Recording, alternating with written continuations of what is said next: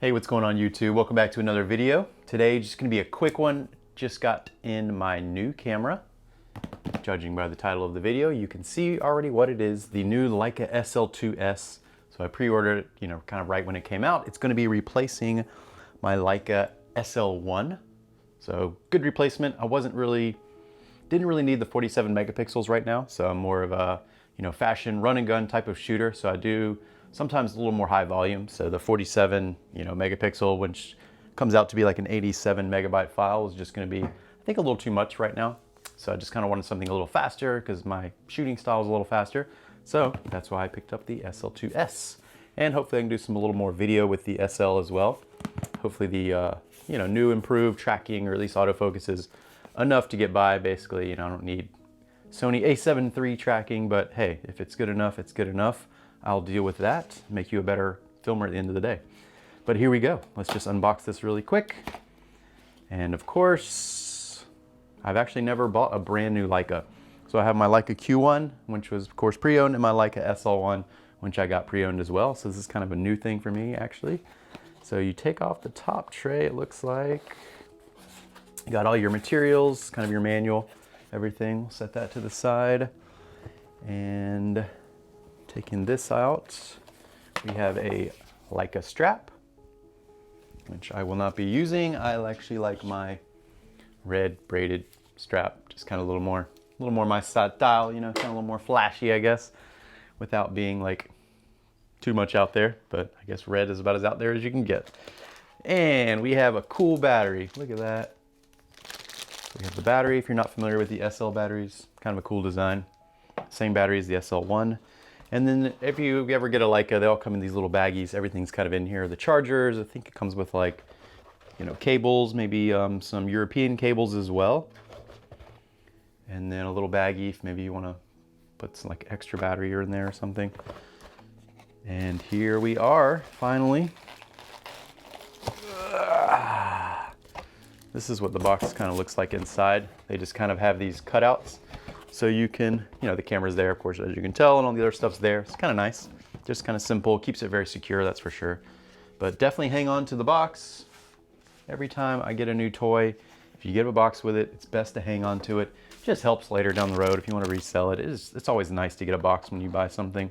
So it's just an easy thing. Just when you unbox it, take everything out and just put it away. Hide it in the corner, throw it in this closet.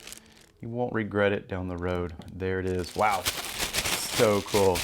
Oh, I've played with the SL2s a little bit, so I know kind of the body style, but wow. All right, let's take a look at this body. Body. Wow, so pretty. It actually feels lighter than the SL1. It's kind of weird. I think it's just because it's wrapped in the leather all the way around, so you don't get that cold metal feeling. And with the indentation on the grip here, really just, your hand just feels solid in there. It's much better grip than the SL1. Wow, so pretty. If you've never played with an SL2, just go to a Leica store, go anywhere you can try to find one.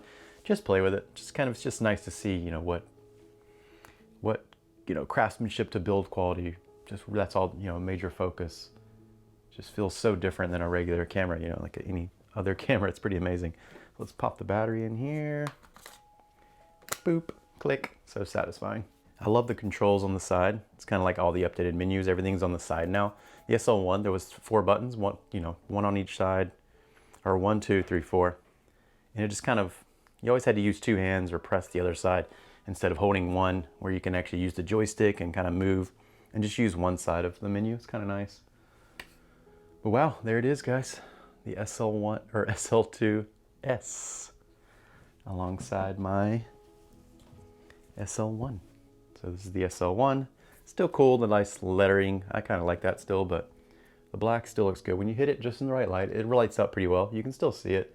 It's just kind of give a little camouflage look to it. I really like it. Super cool. I really love them. But I will be selling this one. If you're interested in it, I'm going to give you a really good deal. So if you're interested in an SL1, it's basically in perfect condition.